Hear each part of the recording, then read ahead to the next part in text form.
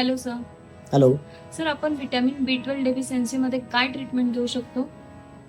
आता it depends on reasons की ते B12 कमी का बरं आहे. ओके. तर सिव्हिअर ऑटोइम्युन डिसीज असेल हम्म. ज्याच्यानी बॉडीला ऍब्झॉर्प्शन होत नाही किंवा ॲट्रोपिक गॅस्ट्रायटिस असेल याच्यामध्ये लायनिंग ऑफ स्टमकला प्रॉब्लेम आहे, त्याच्यामध्ये B12 शॉट्स इनिशियली घ्यायला पाहिजे आणि देन इंटरमिटंटली ते शॉट्स इंजेक्शन घेत राहिलं गरजेचं आहे. जर हे डाएटमुळे असेल then if the patient is vegetarian then fortified bread, cereals, supplement B12 चे किंवा डायटरी प्रोडक्ट हे घेऊ शकतात. नाही तर नॉन व्हेजिटेरियन पेशंट असेल तर मीट, फिश याच्यावरती पण B12 वाढू शकतं.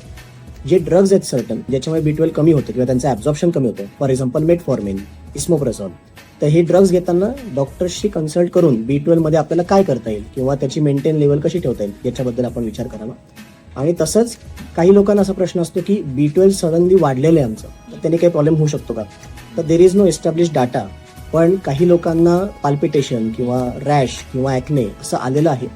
पण जर 2000च्या वरती जरी B12 असेल तर मग काही काळजी करण्यासारखं नाही. ओके.